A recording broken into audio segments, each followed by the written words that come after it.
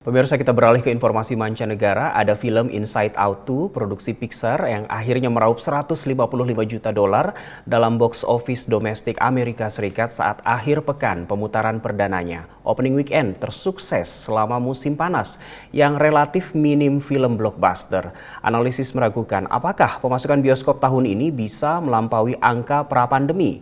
Berikut kita simak laporan Nova Purwadi dari VOA. Musim panas di Amerika Serikat akhir Mei hingga Agustus biasanya menjadi puncak pemasukan box office, memanfaatkan libur sekolah dan keinginan mencari hiburan di luar rumah. Historically, the summer movie season has been very important to studios because a lot of the most highly revenue generating films of the year would come out in summer. Tapi pemasukan bioskop saat Memorial Day atau Hari Pahlawan AS pada 27 Mei akhirnya mengecewakan. Pemutaran perdana Furiosa, A Mad Max Saga meraup $32 juta di bioskop domestik Amerika. Say when? Never, John. Dan film Garfield sekitar 31 juta. Ini adalah angka terendah untuk long weekend Hari Pahlawan dalam beberapa dekade. Box office returns for the film industry are down this year, even before the summer started. They're down even more in the early summer season.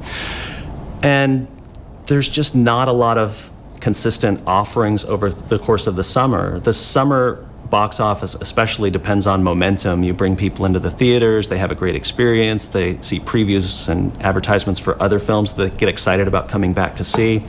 And we don't have that same sort of rhythm this summer. Bagi sebagian pelaku industri film, relatif lesunya industri saat ini tak lepas dari terhentinya produksi selama mogok massal berbulan-bulan pada 2023. Some days it's hard to not feel bleak.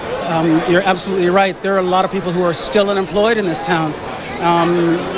We have not completely recovered.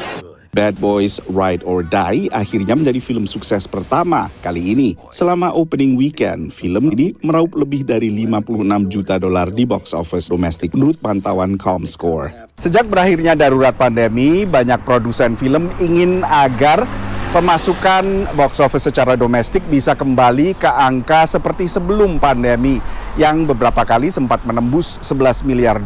Tapi pada 2023 dengan sejumlah film yang luar biasa sukses termasuk Barbie dan Oppenheimer, akhirnya pemasukan domestik box office juga hanya pada kisaran $9 miliar. Tahun ini lebih banyak film sequel atau lanjutan. I also don't remember a year that was so heavily tilted towards remakes and franchise reboots and sequels and so on. Not only that, but the sequels this year seem to really be digging deep into the catalog. I don't know that there was a lot of enthusiasm for a Twister remake. You also have Beverly Hills Cop, the first installment of that in 30 years. The third installment of Beverly Hills Cop was not critically or commercially successful. So these are sort of unusual offerings. Musim panas kali ini tak seperti tahun-tahun sebelumnya juga minim film superhero yang biasanya diandalkan studio film. Dari Washington DC, Nova Purwadi dan tim VOA.